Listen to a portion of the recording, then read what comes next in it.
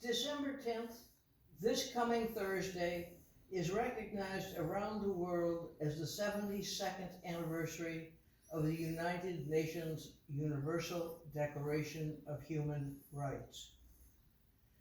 An appropriate scripture would have been Noah's releasing the dove from the ark and seeing it come back with an olive branch in its beak. In other words, the devastation of the great flood was over. Moreover, a sky blue dove is a symbol of the United Nations Human Rights Commission. This year, December 10th, falls after the first 2 Sundays of Advent, which symbolize hope and peace. The Declaration was created over a 2-year period immediately after World War II and concentration camps, death marches, and nuclear bombings of civilians. When it was finally unanimously approved, December 10th, 1948, Russia was actually trying to usurp the western sections of Berlin. It had closed off ground access to the United States, France, and Great Britain. In order to overcome this problem, the Allies were airlifting into Berlin food, fuel, medications, and other necessities.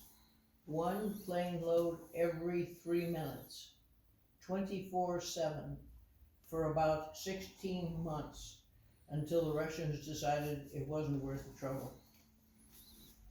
The 30 articles of the Charter were never thought to be legally binding, but were considered ideal standards for social and economic human rights and freedoms, a cornerstone upon which peace could be based.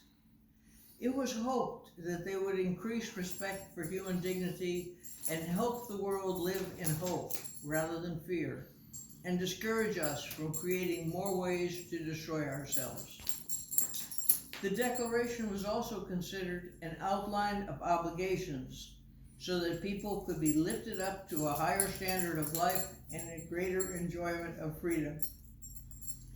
Everyone knew about these 30 articles, but they had never been described in detail or spelled out.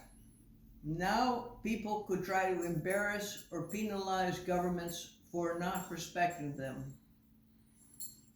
President Truman had appointed Eleanor Roosevelt as the U.S. delegate to the commission, and she was chosen by the 18 members as chairman, which was not considered politically incorrect then.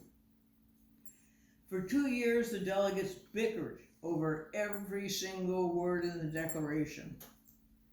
Finally, at 3 a.m. on December 10th, 1948, to everyone's surprise, the entire voting body of the United Nations General Assembly approved it unanimously, followed by a vociferous standing round of applause in her honor. Later, Eleanor Roosevelt said that she would have been delighted to see a reference to the supreme power in the preamble, but she added that there were men there who would be opposed to naming God. I did not want to put it to a roll call, because I thought, for those of us who are Christians, it would be rather difficult to have God defeated in a vote. At the time of its approval, she said, "We cannot wait until tomorrow. Tomorrow is now."